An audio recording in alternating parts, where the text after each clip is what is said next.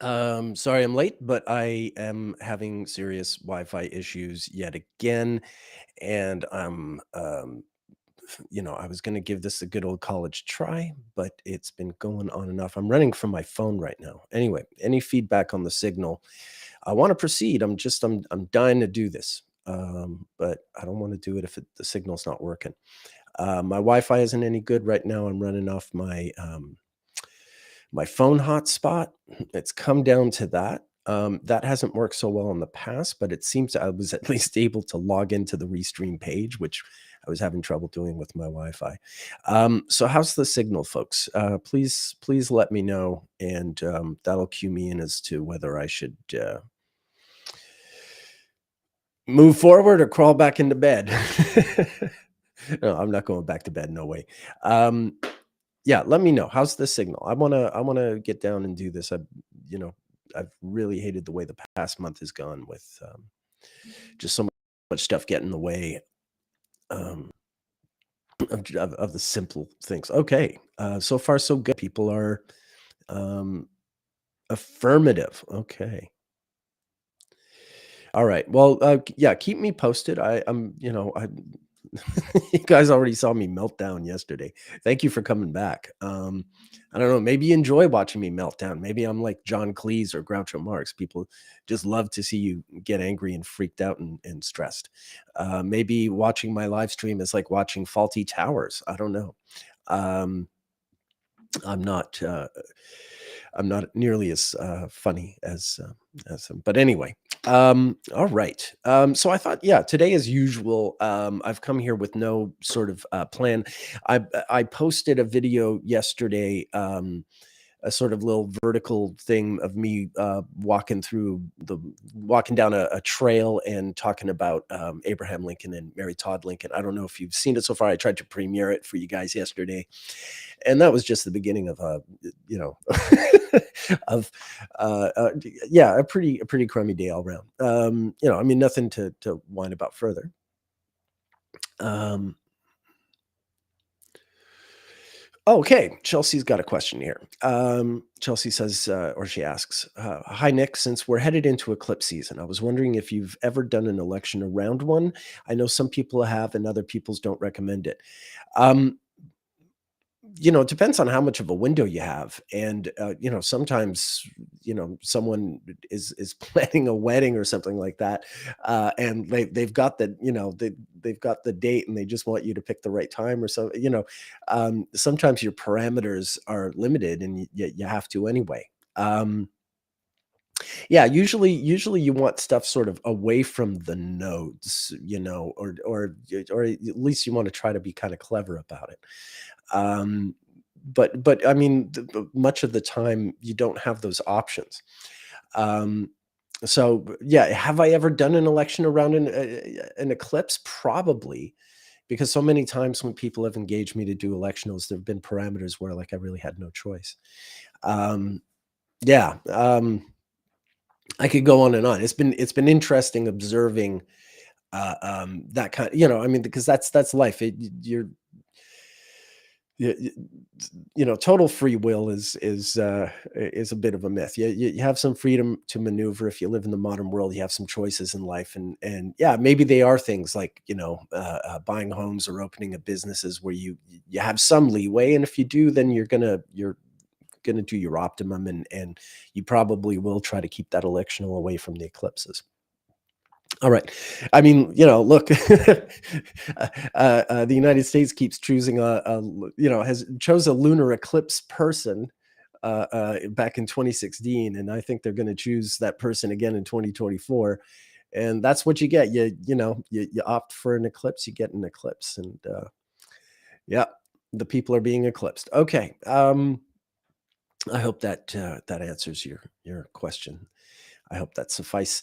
What else? What else you got for me, folks? Throw them at me. I think we're just doing open season. I want to reconnect with everyone because the show's been the show. I'm gonna listen to me. Like I got to curb that stuff. The live stream. There were a couple of weeks where I had the Wi-Fi issues, and then I had health issues, and so on and so forth. So I want to reconnect.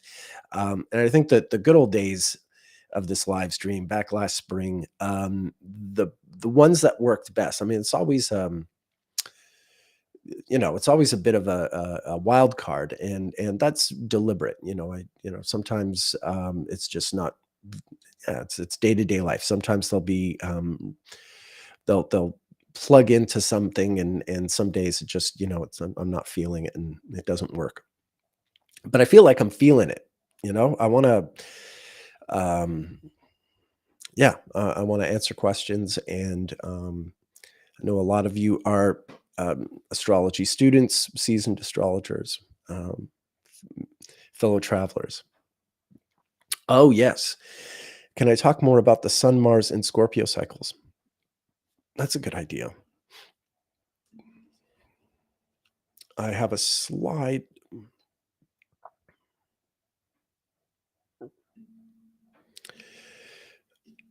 Yeah, okay. Kai's also got a good question. So Chelsea's asking, can I talk about more about the Sun, Mars, and Scorpio cycles? Kai's asking, can I talk about interpretations from Synotic returns coinciding with solar returns? Definitely, that's a favorite subject of mine. And Elizabeth's compare current Mars with South Node next month Kazemi. Okay. All right, lots of good stuff here. Thank you, everyone. I'm going to try and touch on all of this. So let's start with Chelsea's question. I'm just going to look through my slides here, and see, is this my one?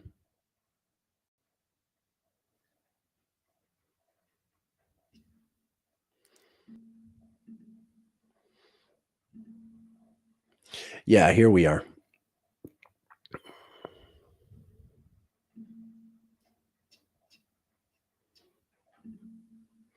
Okay, just bear with me here.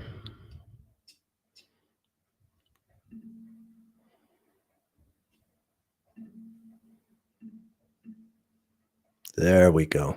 Okay. This will be worth it. I just have to do a little something, take a screenshot of a slide that is tilted 90 degrees, and then, yeah, bear with me. I'm almost ready for you.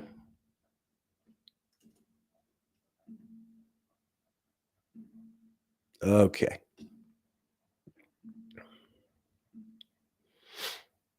Fantastic. Okay.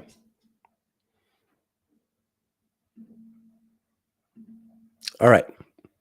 Thanks for being patient. I'm going to show you this slide, and then we're going to talk a bit about this Sun, Mars. All right. I hope everyone can see this. This is a list of all the Sun, Mars conjunctions we've had between 1893 and 2049, or since 1893 and up until 2049, rather. And everything is shaded except for the Sun, Mars conjunctions in Scorpio. And you can see here, oh, that's funny. Actually, that I thought 2006 was a Sun, Mars one in Scorpio, but in 2006 it was 29 Libra. So that one doesn't even count. But you can see that in this period of like 150 years ish, we have 1, 2, 3, 4, 5, 6, 7 Sun, Mars conjunctions in Scorpio over the course of 150 years. In other words, they don't happen very often. And typically Sun, Mars conjunctions, for the solar native are actually positive. That tends to be, all things being equal. I'm sure there are exceptions, but the rule, as I've seen it, is these kinds of conjunctions really sort of are a strong dynamic for Scorpio. And so if Scorpio is a sign, that's important in your chart, you have, if it's your sun sign, or you have some other sort of key planets there or it's angular or anything like that, then then yeah, in a lot of instances, that's going to represent sort of a shot in the arm for whatever matters pertain to that house. And it doesn't happen often. The last time, as you saw, was in 1991, 32 years ago, because that you generally get a Mars return at about 32 years, which is going to segue into Kai's question in a moment. But yeah, it's really as simple as that. Mars is the ruler of Scorpio. You don't get that combination of the two bodies together in that sign very often. It's the first time in the 21st century that we've had it. Yeah, so depending on the circumstances, or how your chart's laid out, it conceivably can be favorable for people for whom, like, Scorpio needs some boosting. Yeah, that's how I would put that. Um, okay. And so, with that in mind, going back to Kai's question, um, Kai was asking about these Synotic returns. Let's see, who shall I use? No, I'm sort of bored with Lincoln.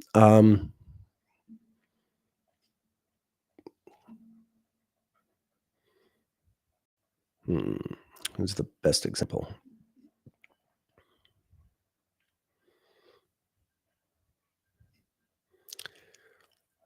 Just drawing a blank. Who's a good example? Sing myself a song while I try to think of a good example. Well, I'll just go. I'll be random, just to demonstrate what I'm doing. I'll do Natalie Wood. Okay. Natalie Wood was an actress. For those of you who don't know, I mean, she was in movies like Rebel Without a Cause and West Side Story and things like that. And then she drowned mysteriously under mysterious circumstances that still are sort of controversial and what have you. So she would have turned 32 in July of 1970, which I think is right around when her daughter was born. Yeah, Natasha Gregson Wagner. Is that right? Yeah. Okay. Yeah, it's absolutely right. Okay. So Natalie Wood's solar return at the age of 32. I'll just show this to you. Um,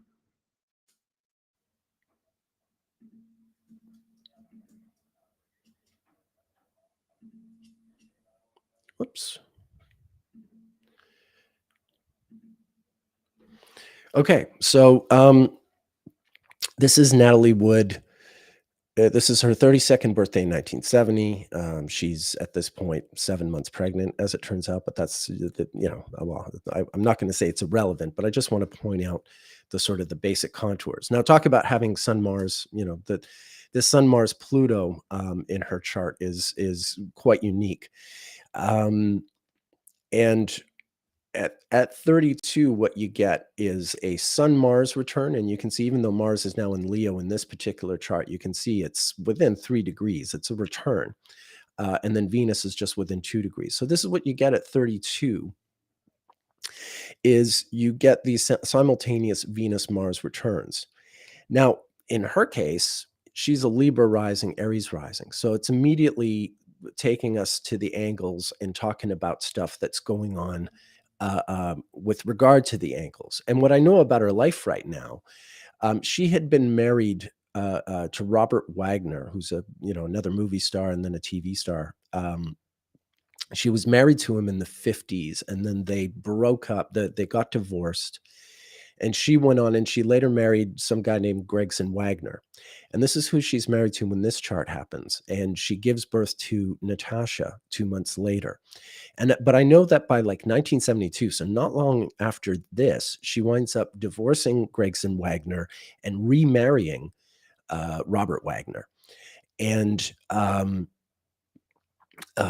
it's, Robert Wagner now, even though it's 42 years now since she died. It'll be 42 years next month. She died in November of 81, if I remember. But he's still kind of a suspect, it seems. And today more than then, in her mysterious death, she's, oh, there's this whole story. I mean, I don't know how much I wanted to just answer the Venus Mars question.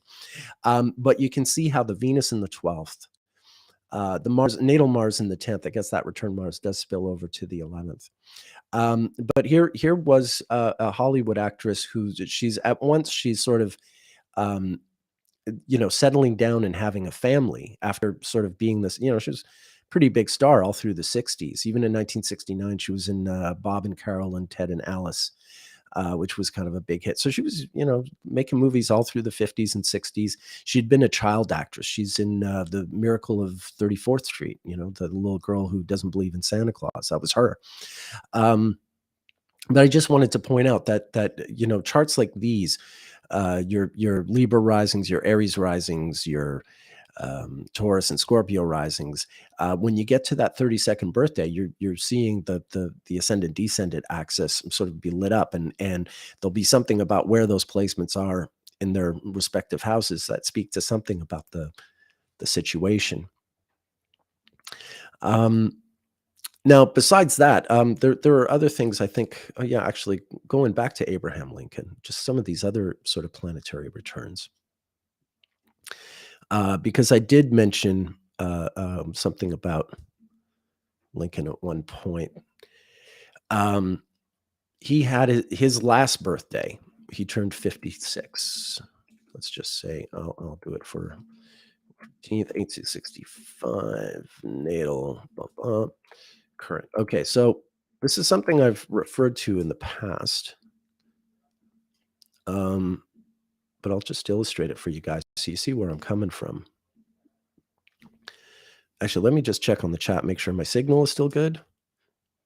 Okay. Oh, Chelsea's asking about JFK. Yeah, maybe. Yeah, okay, then maybe. So this is Abe Lincoln's 56th birthday. It's February 12th, 1865. He's going to be inaugurated for his second term in a month, less than a month, and he'll be murdered in 2 months. But here he is at 56. He's, an imminent victor in war, in an atrociously horrible war.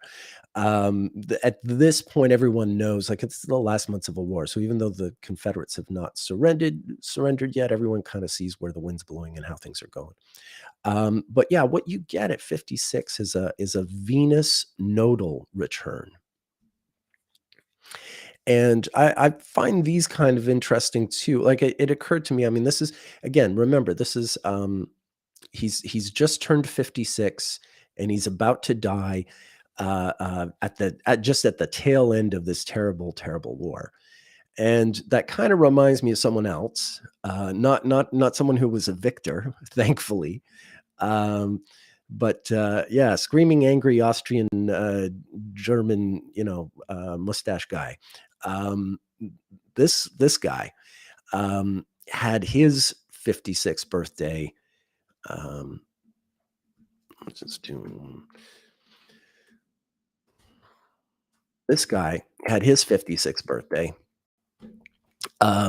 Just a few days before he killed himself and married his girlfriend, killed her, and then killed himself. Which so just after, that's a hell of a honeymoon. But my point just being this, he's kind of in the same boat. Now, in this case, Heat Lump, as I'm going to call him, John Lennon, in his book, John Lennon in His Own Right, would call him Madoff Heat Lump. So to beat the YouTube algorithm, I'm just going to call him Heat Lump. Heat Lump was born with the Venus retrograde in Taurus. So in this case, because the Venus is retrograde, you get more motion, but this is still a cyclical return. I hope you understand and you can recognize that. He's turning 56, and sure, when he was born, Venus was an evening star in Taurus, and then by the time of his birthday in 1945, it's under the beams, but on the morning star side, it's an emerging morning star, or under the beams, rising Venus. I guess is how I would characterize it. But that is a return, and this just illustrates how far the Venus sort of travels, because the cycle always has that sort of slight movement backwards through the signs. So this is a Venus return, but it's also a nodal return. And so again, it just struck me. I'm thinking about, like, I cottoned on to the return of Venus and the nodes at 56, and yeah, I thought about Lincoln and I thought about Hitler, and not whether or not, but one was a good man and the other was a bad man. I'm not thinking about that stuff. I'm just thinking about, like, what is in common is they're both at the end of this war, and one is sort of triumphant and his life is taken from him at the edge of triumph, and the other is just, he was supposed to have 1,000-year Reich. What happened? What went wrong? Yeah, there's that's the switch in their response to their circumstances, but there is something in common there. They've just turned 56 and they're just at the end of this war, and their lives end. So that's all. I think that's a compelling um, sort of example, and I do look out for that stuff. If I come across charts where people have Venus conjunct a node or square the nodes, then I'm going to pay a lot more attention to that 56th birthday. Like if it's around, like if I'm speaking to someone who's 52 and they have Venus square the nodes, and like, oh, okay, that's 4 years away. Maybe they want to know about that, and maybe it's going to tell us something about what that relationship between Venus and the nodes is. Um, So yeah, I hope that answers that. I guess I could always keep talking, Kai, because there's many more examples. So if you have some more sort of yeah, I guess I could expand on that, but I thought maybe I'll just cover some other questions as well. But I hope that suffices for now, anyway. Any thoughts on the April 2024 Aries stellium bowl eclipse? Not specifically. I mean, it comes up in consultations. I don't have any sort of specific anticipation for it. Maybe I should be thinking about it. Um, but yeah, I mean, it is, these things happen. You get stelliums, you get stelliums during eclipses. Like, oh, yeah, I can think of a few. Anyway, no specific thoughts yet, but if you have any sort of insights that you want to share, let us know. Okay, compare Mars with South Node in next month's Cazimi. Okay, well, I feel like I covered the Cazimi. Mars with the South Node. Look, it's a Libra Mars with the South Node. So it's. I think like both of those things, Mars with the South Node and Mars in Libra. You sort of have a Mars that um, is kind of blind, if you will. There can be overreactions or failure to respond, or it never seems in either of those cases that the response is equal to the need for a response, if you know what I mean. It can be overdone, it can be underdone. Yeah, I like to, I mean, Mars and Libra is it's like Mike Tyson in a Barbie dress. It's incongruent and is not at its, and knows it's not in its sort of, it can't be entirely true to its own nature. So there's a bit of a struggle there. But I think altogether, because we're heading to that very strong Sun Mars Cazimi in Scorpio, that however frustrating, Mars is in October, there's sort of a counter response that's a lot more sure-footed in November. I can imagine, for instance, like, since we're talking about Mars, there's of course the war in Ukraine. There's wars going on in different parts of Africa right now. Um, and Azerbaijan and Armenia are at it again. And I can imagine, like, in any of those scenarios, without sort of taking sides, or even if you do have a side, not taking sides in the analysis, um, that like the October part is sort of like floundering, and there's things like friendly fires, we were calling it during the Iraq War, or other sort of things getting bombed that weren't supposed to be bombed, or other sort of just misdirections and overreactions, or the converse. You can either like bomb way too much or sort of fail to respond adequately. And then when we get to November, there's like, yeah, whoever's got the sure foot then really is on top, and I think can make some great headway.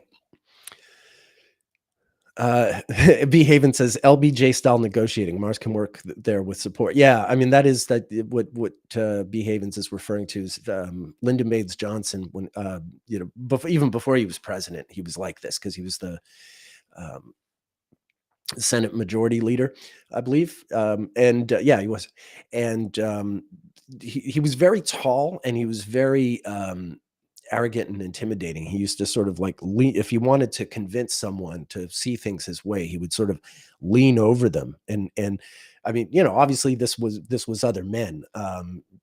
We're talking about a super patriarchal culture in this time. So let's not even sort of pretend there were. Oh, actually, oh geez. I mean, I could talk about LBJ and women, but that's a whole other. Yeah, that's some crazy stuff, and not terribly astrological, at least at this juncture. So I'll spare you that part. But yeah, that's sort of like he is a good example of that sort of behavior, like sort of overdoing it. Barbara A says, asks, have I ever noticed Venus cycles drive musical groups in history? Is there a certain synastry that is common? Yeah. There's some really wild stuff with. I've talked about this a bit before, but I wouldn't mind revisiting it. I hope for those of you who've seen this stuff before that you won't mind my returning to it. But it is kind of interesting, and let me just find the file I'm looking for here.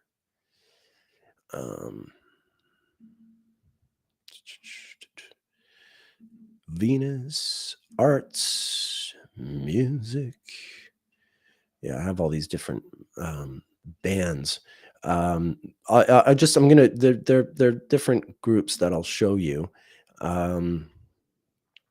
Just the most Venus-y ones. Like, don't call out your favorite band. I'm calling out different bands have different. Led Zeppelin's very Jupiter, and the Who is very Saturn, and I can make my cases for that. Rolling Stones are Mars, but we want to talk about the Venus ones. And don't try to think that it's about what kind of music they play or something like that, because like for instance, Van Halen. Just talking about the original four members of the group. You had three red interval guys, and then this black three sort of outlier. And if you know about the band, this is the interesting thing. David Lee Roth is the guy who wound up quitting the band and having the biggest sort of personality difficulty, but he was able to sort of hold his own in a way, whereas Michael Anthony was really treated very poorly, even though he stayed with the band much longer. When they put out their earliest records, the four of them shared songwriting credit. And in this book written by their former manager from the time, it seems that around 1984, after Michael had been with them for like 10 years and they'd risen to rock stardom and he'd participated in everything, the other three of them, this is before David Lee Roth quit, sort of ganged up on him and made him renounce his songwriting credits, because they said he hadn't contributed enough. Now, it turns out this was never done, but they literally had a meeting where they said it was going to be done and sort of humiliated him. The fact that he stuck around for like another 20 years or whatever in the band is a testament to he's apparently a pretty just solid personality. But you can see like the dynamic, how you got these, I mean, these are your sort of red three Wildman personalities. The Van Halen brothers, just incredibly talented musicians, from a musician father and a really interesting background. Dutch father, Indonesian mother. They spoke Dutch fluently. Well, I guess Alex still does. Anyway, that's one just sort of you're going to see this pattern come up again. Whoops, where was the music? Yeah, ABBA.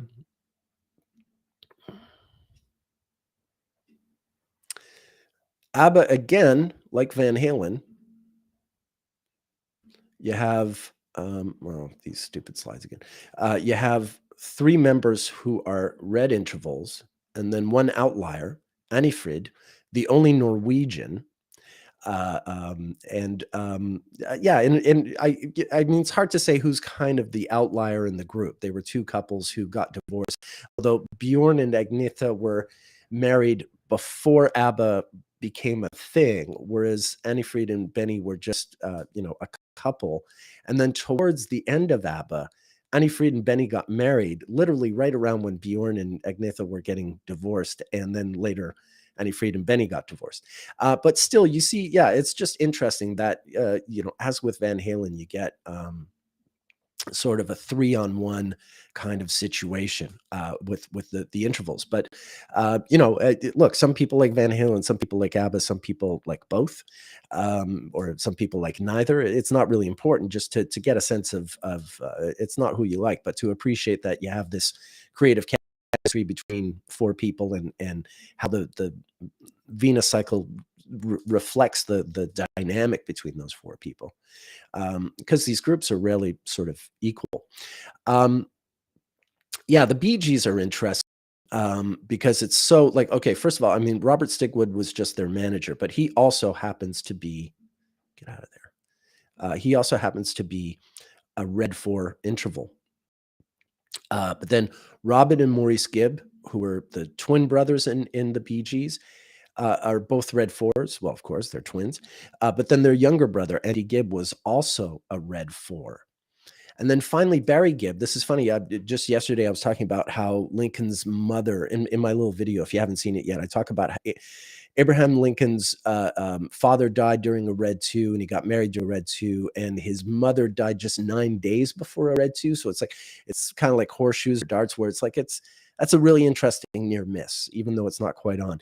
And with Barry, it's kind of the same thing, because his birthday is September 1st, 1946, but the red 2 started on September 4th. He's like 3 days away from the cusp of that black 3 red 2.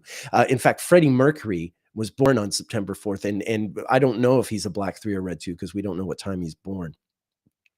But yeah, Barry's like, in other words, the Bee Gees are almost entirely a red interval band. And, even, Barry, by now, his progressed Venus is probably his progressed Venus is retrograde by now. So even though he wasn't born in a red interval, he's born so close to one, that by now, when he's 77, definitely his progressed Venus will be retrograde by now. In fact, he might even be having his interior conjunction by now, if I'm doing the math in my head correctly. So that's another one. And oh yeah, there's one I haven't made a slide for yet, but I've been meaning to. But it's another one of these interesting brother dynamics, that I find interesting.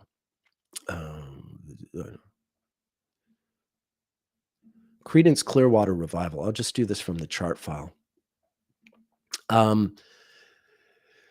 So you've got the rhythm section, Doug Clifford and Stu Cook. Doug Clifford's the drummer, Stu Cook's the bass player, and they're born a day apart. They're both born in California. I keep meaning to get their times of birth, because it'd be really interesting to have the whole band, actually. But they're both red 1s. They both have the Venus retrograde in Aries. Remember, this is like a few days before Hitler dies. We were just looking at this sort of same time period. So yeah, the rhythm section, they're both red 1s. But then so is John Fogerty, who's only a month younger than them. He's also a red 1. His Venus is a morning star. It's direct, so it's in a different part of its retrograde travel. But he was born 22 days after the direct station, but it's still a red 1. It's heading towards its greatest elongation. So in other words, 3/4 of Creedence Clearwater Revival were born during the red 1 interval, and the outlier is the older Tom Fogerty, who was the rhythm guitarist in the band. He's born on the day of the Mars direct station in Aries, which is interesting. But he's born during the Black 5 interval, and he was the first to quit the band. even though he's the older brother to John Fogerty. And there's this, well, there's a long sort of sordid story about how this, it's kind of tragic in its own way, the way these brothers never really reconciled. But yeah, once again, you have the outlier. Tom Fogerty quit the band, and they still made another record or two, even I think maybe just one record as a trio. So when Creedence Clearwater ended, they were a trio of three Red One guys. So that's another sort of interesting aspect. Now I know, like, every band has its stories with the sort of, the member who was an outsider and what have you. Um, but yeah, I think it's really revealing the way when you look at the makeup of their charts. Now there are other brother, I'm sort of interested in siblings and spouses in bands. So sometimes I'm looking at, I don't necessarily look at the bands that I'm most into musically, although I have a good appreciation for pretty much everyone I'm talking about. There was one time the only person whose music whose chart I really want to study, but whose music I really can't stand, and I don't want to be like sort of, I'm not trying to trash the person, but Barbara Streisand.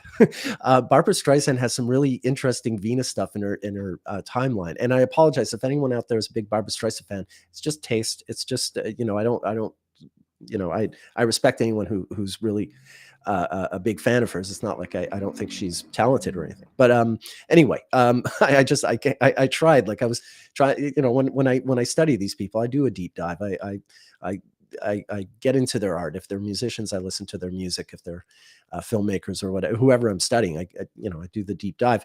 But I found that really hard with her. Some of her movies are fine, but anyway. Um, yeah, I've found some really interesting stuff there.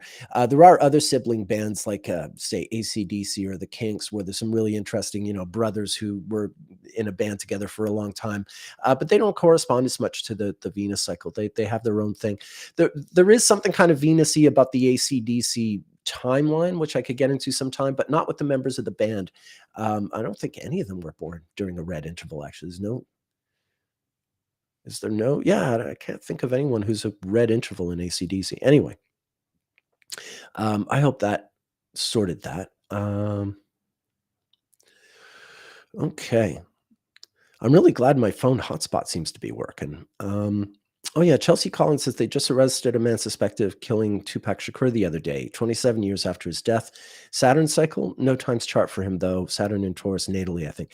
Yeah, yeah. Tupac was born in June of 71. He would have Saturn in Taurus, and I remember he was murdered in September of 96.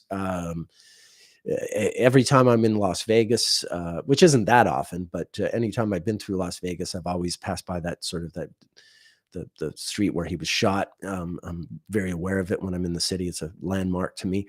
But I haven't really followed the news on it much. So yeah, 27 years is, it's not quite, I mean, it's not a Saturn return as such. Oh, I can look at I've got a Tupac file. Why don't I just quickly pull this up, and I can at least show you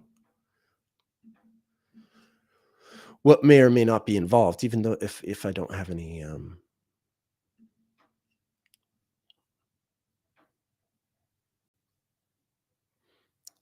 Oh, Carolyn Marshall is saying, "What about Van Halen brothers?" I just talked about the Van Halen brothers, didn't I?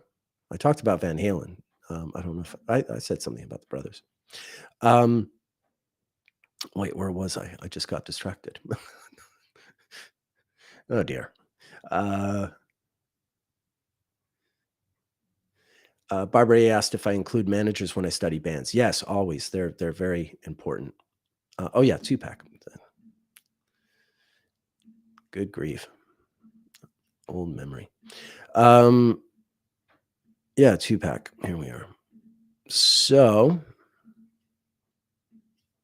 we don't have a time of birth from.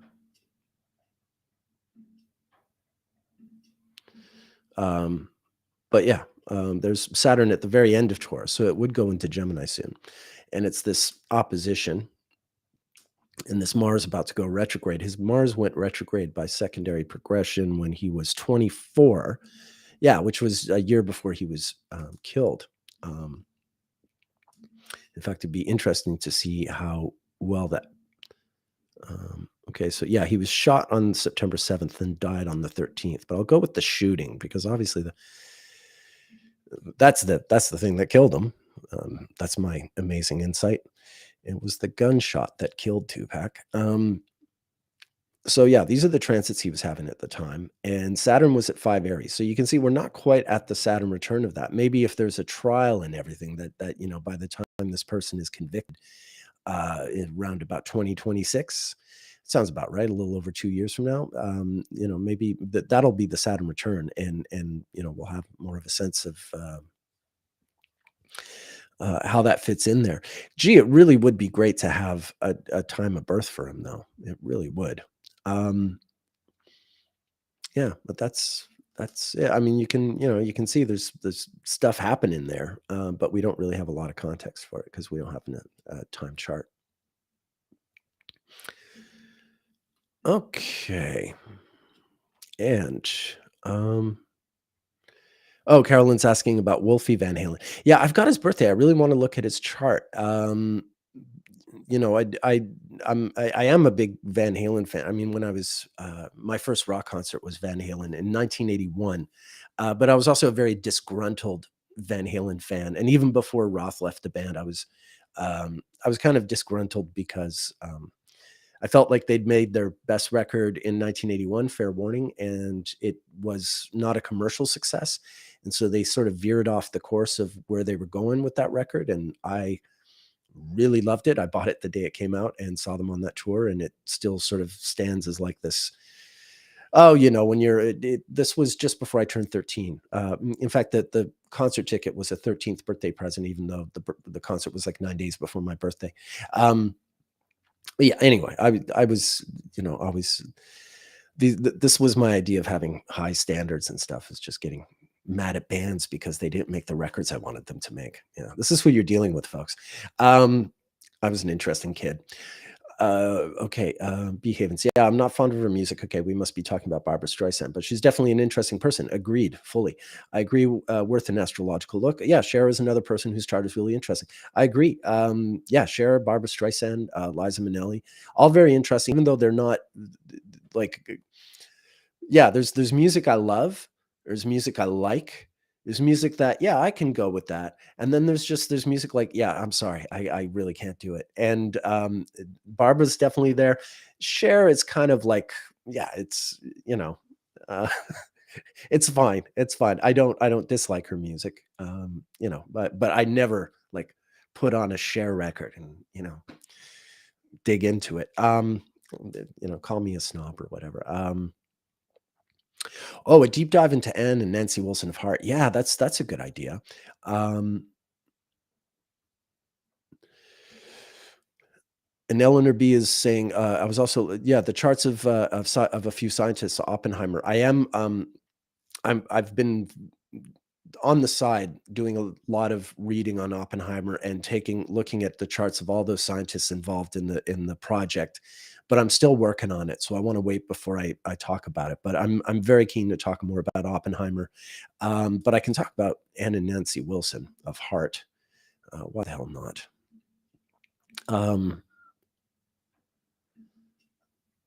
Yeah. I mean, full disclosure, Nancy Wilson of Heart was the, crush of my youth. No, no one else, I mean, Linda Carter kind of, but yeah, Ann Wilson. Wow. What a singer. And, amazing band. I think we've got a birth time for Anne, but not for Nancy for some reason, but I'd really love to have them both. Oops.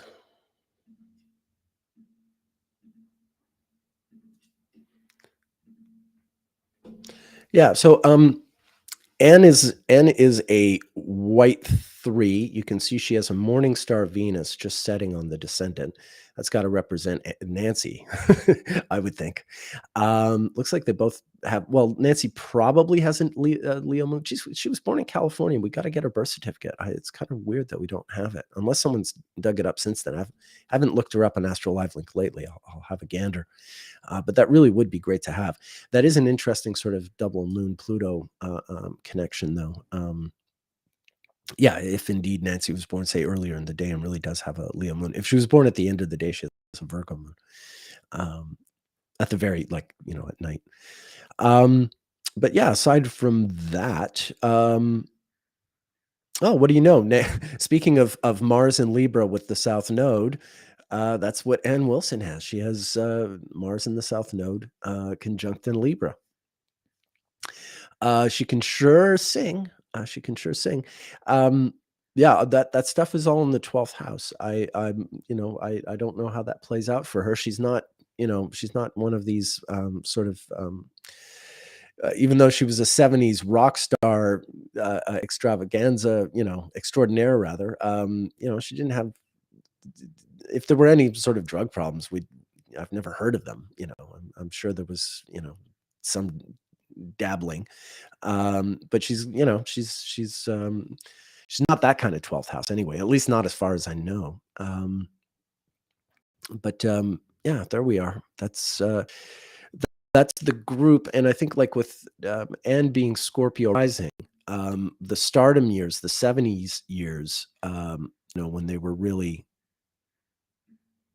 really hot, like they had another sort of period in the 80s. But I don't care for the 80s Heart, and thankfully neither do Heart. Heart have the same opinion of Heart's music that I do, that the great stuff was in the 70s. But you can see, like, when they were releasing the first album in 76, this is just, Uranus had only gone into your Scorpio the previous year. And I know they actually really sort of hit it off in Montreal. It's my hometown that made Heart, famous in a way, because they played a gig. They were like a last minute opening act for some concert in Montreal, I think in 75, a little bit before this record came out, and blew everyone away. And then, their records were played on Montreal radio, and that kind of spread. There are some bands that have that claim to fame. The Police are another band for whom, like, Montreal was a very early market for them relative to the rest of North America. Supertramp, Styx, bands like that. They all, like, were huge in Montreal before they sort of caught on in other places. That's my understanding anyway.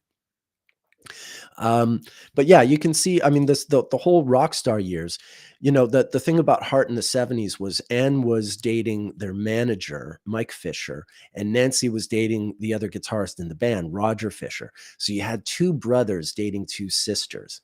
And that's a whole that's a really interesting scenario. And like, eventually, that kind of busted up, and that was the end of the 70s Heart. But that would have been this whole Uranus transit through Scorpio. By the time Uranus went into Sagittarius, yeah, that's when Heart go into, Uranus in Sagittarius was the 80s, as much as Uranus in Scorpio was the late 70s. And you can really fathom the difference. Excuse me. You can really fathom the difference in those two decades. It was such a sharp turn culturally, I found. I think it's kind of the perspective, because 1981, I was turning 13, and so I was really, like, going to concerts and going downtown to buy records, and exercising that freedom that you're just starting to get when you're like 12, 13, at least in my day. I mean, I went to school downtown. It's not like going downtown was a treat, but, like, actually having, like, a paper route and money and buying records and going to concerts, becoming a little grown up. And it just seemed like I really loved 70s bands, but they were all just sort of, like, changing in ways that I couldn't handle. And so I was always battling in the 80s, like, those band used to be great. Now I can't stand them. Let's see here. Barbara A is asking if Pluto placement popped out as far as success goes. I mean, not necessarily. What Pluto's going to describe, you'll get some. Oh, I was just distracted by another question. I look like a guy who plays the Les Paul. Yeah, I'm not a guy who plays the Les Paul. I was a drummer and a bass player. I played a Rickenbacker bass. I played a awesome Gretsch drum kit that I miss having. But no, I've never had a Les Paul. I can play a little guitar, but I'm not that good. Nancy told me her time of birth on Instagram a couple years ago. She said she was born at the crack of noon, Cancer ascendant, moon ruled chart. Thank you, Natasha. Okay. All right. Fantastic. Thank you. Um, I should put that up. Yeah, Feynman was an extremely interesting person. Yeah. Okay. Oh, Pluto placement. Yeah, sorry, Barbara. I was on your question, and then I got distracted by other questions. What I was going to say about the Pluto placement, where that really comes into play is number one, power dynamics between band members. Where you have Pluto, you have power imbalances. So some bands are, like maybe one of the more democratic bands I can think of is like a band like Led Zeppelin, where you really had clearly four musicians who were equally involved in the music. Okay, one of them produced the records and was kind of a leader, but a leader who clearly let the other three members sort of shine. It wasn't a matter of anyone jostling for a position, but everyone really sort of working as a unit. But a lot of bands are not like that. Like Van Halen, my impression is that, Edward did all the music and worked on it with his brother, and then told Michael Anthony what to play, and then Roth would come in and do his thing on top. But it wasn't necessarily quite as equal as that. And then there's other groups that are far less equal than that. I don't know, Tom Petty and the Heartbreakers. I think, Tom got to make all the decisions, or most of them. So, when you have the power dynamics and they become sort of issues in one way or another, then you're likely to see Pluto involved. And then the other classic thing is the business.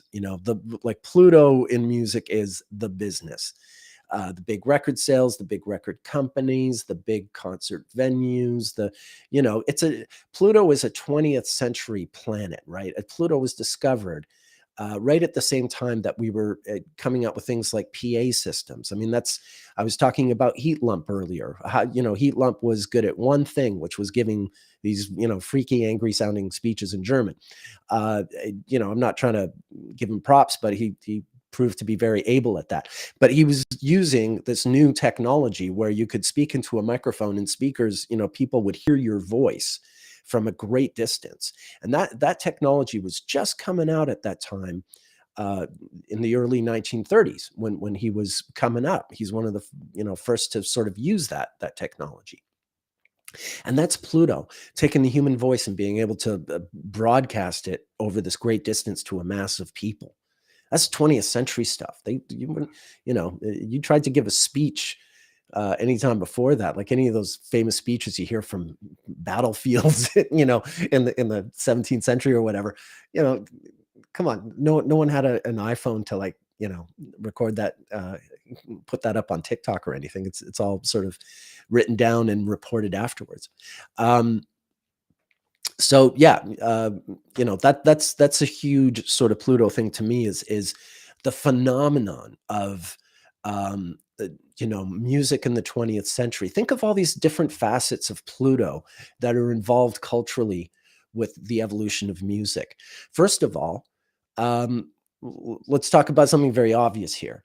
American music, much of it it comes from African American culture. So, and talk about a power dynamic, right? I mean, that an uneven power dynamic, and yet that's the sort of the Pluto. That's what Pluto does. Is it takes someone there's a David and Goliath thing involved. If Pluto will take someone who's on top and send them to the bottom, and take someone from the bottom and put them to the top. So the very idea, I mean, just like sort of step back abstractly.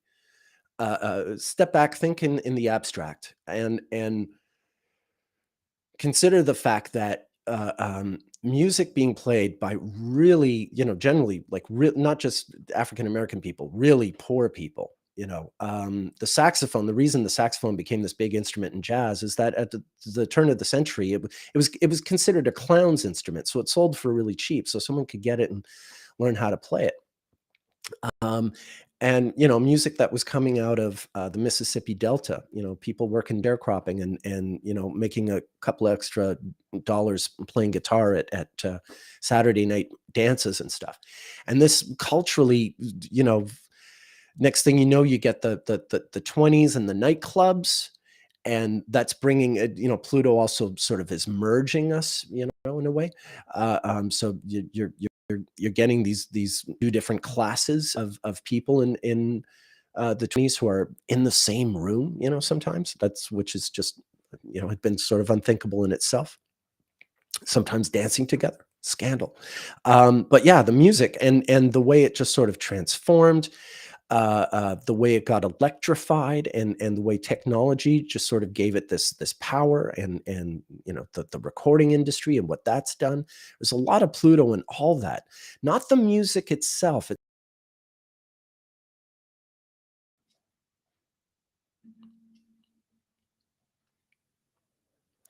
Oh dear.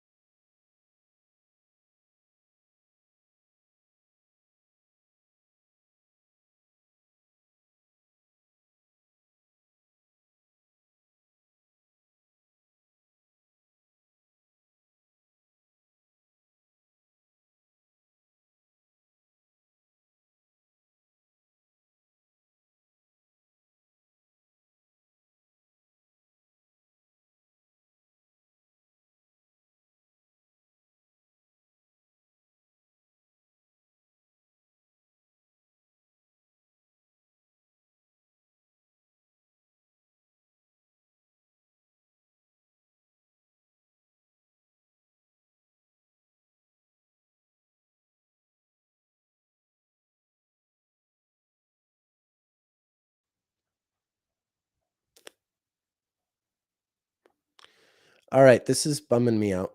Am I there? Someone confirm. It looks like I'm here. Okay. All right. I can't stand this. I'm on this great tangent, and then I get this interruption, and it breaks my flow. All right. Well, wine, wine, wine. I know I'm kind of embarrassed by how much how unadult I've been in responding to this adversity. um, yeah, I don't know. In my 50s, I should really have it together by now. Anyway, but it is frustrating.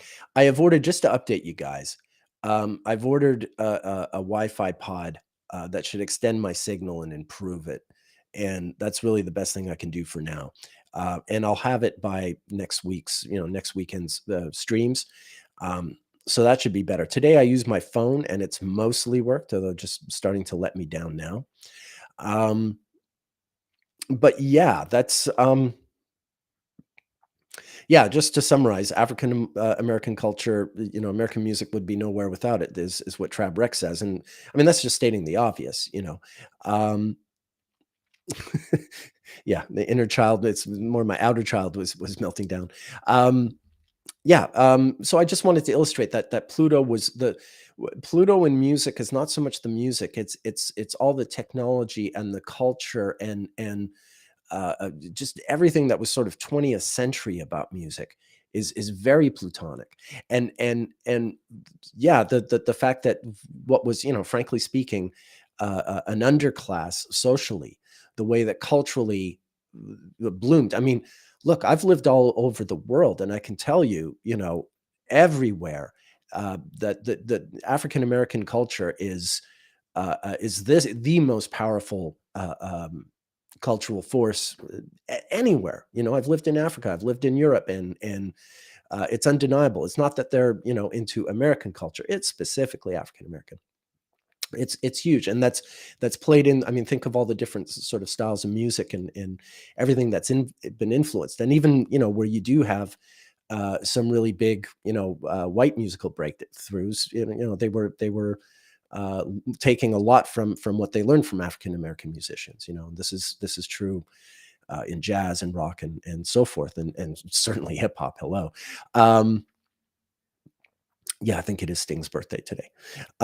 Anyway, so yeah, I just wanted to that's the Pluto to me in music. And when you just to go back to the original question, when it comes to musicians chart and Pluto, if it's not a power dynamic between them and members of the band, it's also it's the record companies. Loads of bands have those stories where they signed some terrible contract, or they had some horrible manager, or the record company was terrible, or these kinds of things, where you have to have the quote unquote little guy, little person, uh, up against some broader, bigger force. Carolyn Marshall says, I read a book years ago called The Death and Resurrection Shows, about how rock and roll has its roots in the old shaman cultures of the storytelling performance as a cultural spiritual awakening. Yeah, I mean, that's sort of held true. I mean, the Doors were the band that really sort of articulated that. But I think, just broadly speaking, even even the Beatles on Ed Sullivan had a shamanistic veneer to it, I'd say. Okay, how's the Mars cycle work coming along? Excited to learn more about that. Yeah.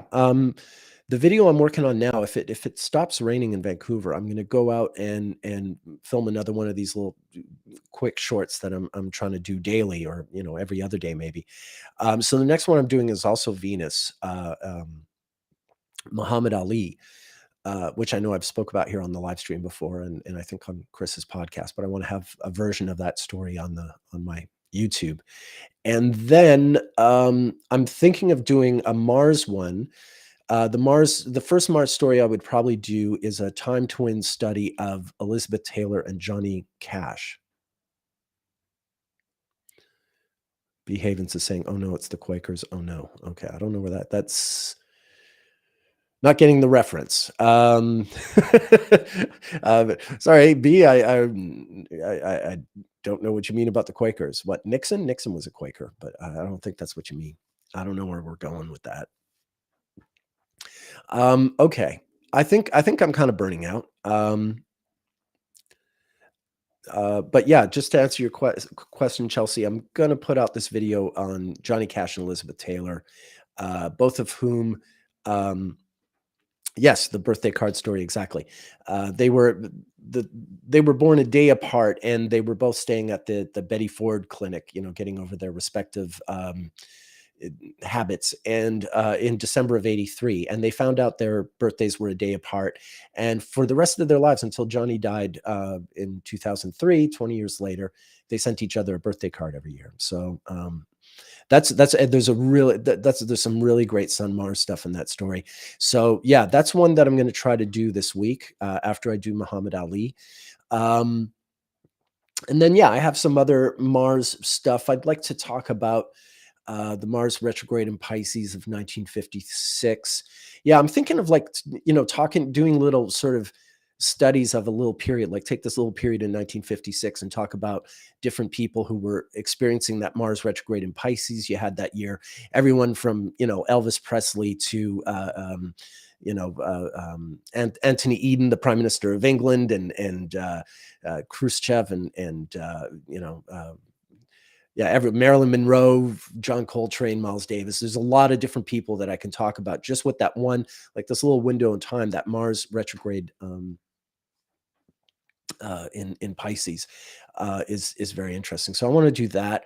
There's another Mars one I want to do on Paul McCartney. That's really great. I think I've also done that here on the live stream. But again, I want to have sort of good little concise versions of these on my channel. So yeah, I'm gonna be doing more Mars stuff for sure.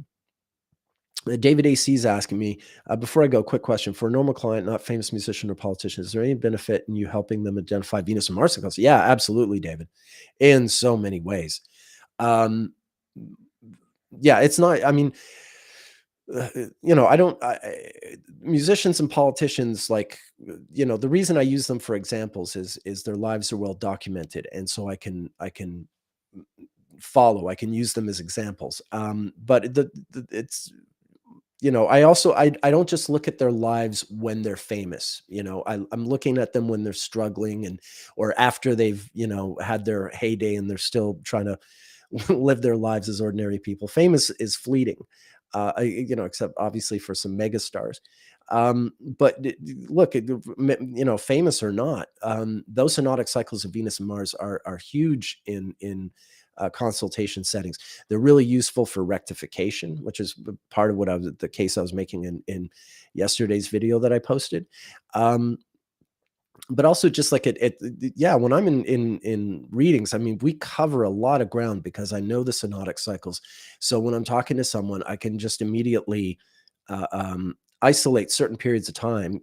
Like if someone has a Gemini rising, and I'm talking about the Mars retrograde in Gemini we had last year, like it's this shorthand stuff, and you're not relying as much on interpreting their Venus Neptune trine properly. You get down to the brass tacks of what they're going through, what they need to talk about, or figure out for themselves, or how they, if they need to plan things, how to do that, and what sort of transits to watch out for in the future that historically have established. That's the thing. If I can tell someone, well, Venus retrograde in Scorpio really is always hard on you, and there's another one coming up in the autumn of 2026. So, that's a time to sort of be aware. You may be able to change some things. Maybe you'll just have to go through it and suffer. But even then, it helps to know. And if you can establish that pattern, you have a really, pretty good case for looking forward and anticipating, some kind of resonance of previous experiences of a cycle. Yeah, you gotta write down your loves, your your loves, that too. But yeah, you have to be really aware of your life's chronology. And when you're working with people, certainly when you're doing something like chart rectification, then yeah, you have to have a good chronological list of dates to work with. And that's what I'll do is when I've been doing a lot of rectifications, especially lately, and yeah, I'll ask them for a really comprehensive list of important dates in their lives. And when I look at the list, I'll be able to say, oh, okay, I see a lot of Venus retrograde in Gemini there, or I see, oh wow, Mars retrogrades are always in these important places. And that immediately, rather than interpreting the chart, you just let the life speak to you. And these a lot of these astrological questions are answering themselves, which is really far more valuable than having someone, offer their unique interpretation. It's like it's there. Like, how has Mars treated a given person? How does, uh, um, yeah, I mean, once you're speaking to a specific individual about their astrological chart, everything is personalized. It's no longer abstract. Mars is no longer like war and aggression, or it's gonna reflect specific experiences and specific people and specific episodes, relative to that person's life, and that's what you want to get to. And if you're just sort of hovering around the abstract, I mean, we learn astrology in the abstract because we need to learn a system that does apply in some way to every human individual. But the minute you're locked in with the individual, it's not abstract anymore. So yeah, this is why learning the synodic cycles, I think, is so helpful, because it helps you zero in immediately on what this unique human individual, this snowflake. I don't mean that in the put down way. The way we all are unique snowflakes, and our astrology charts reflect that. What it is, what is it? What do these planets mean to this particular person, and how can we identify that as efficiently as possible? Um,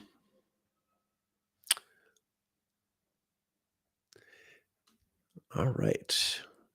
That was 1959 Duncan, BC. Like what? Okay, I don't. Yeah, I like love by. I require the dates of the main events. Then yes, that's what helps.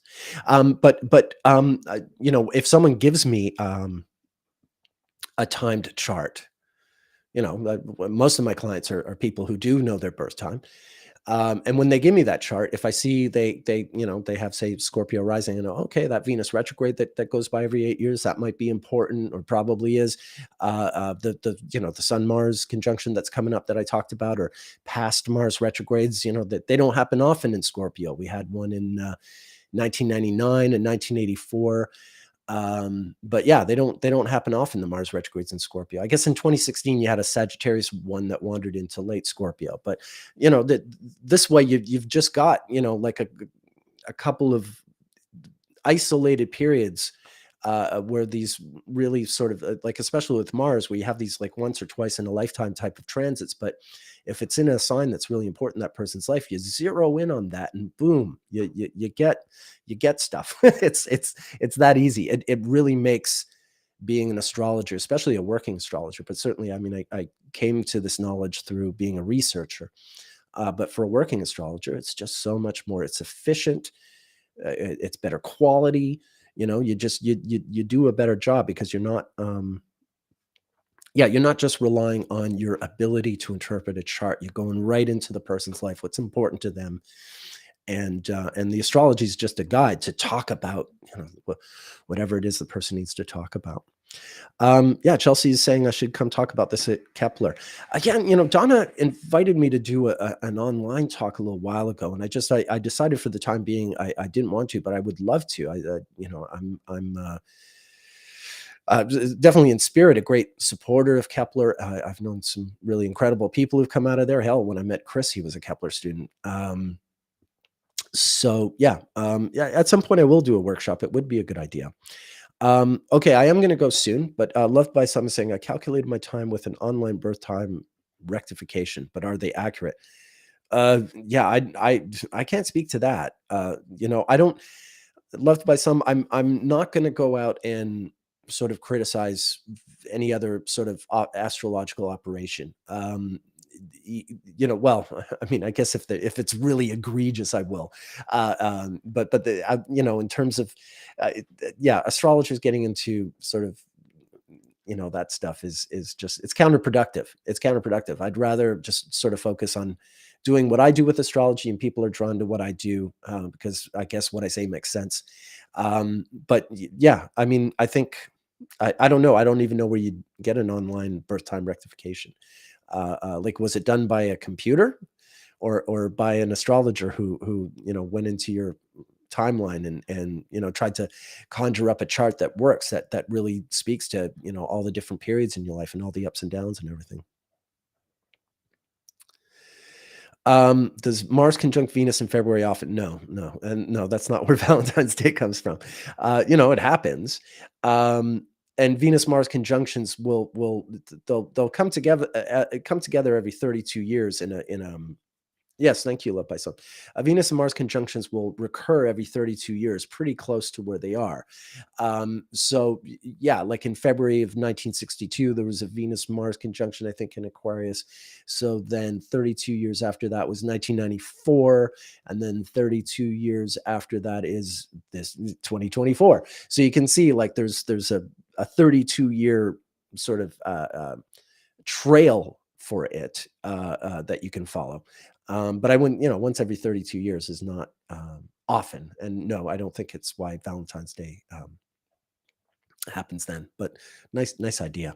All right, folks, my voice is going. I got work to do, but thank you. This went well. Yeah, I was so bummed out yesterday. I was so, again, I don't want to kvetch, but now I'm kind of over it because this has been great. I'm feeling really good about live streaming, and I really want the technology to just work so I can keep doing this. And all right. All right. So thanks, everyone. And Patrick, I think will be rejoining me on Sunday, I believe. I want to have Sam back sometime, but this has been a really fun solo live stream. And after all the adversity and struggle, it's nice for things to go mostly well for once. So thank you, everyone. Have yourselves a terrific week. We'll see you Sunday with Watson, and be well. Cheers.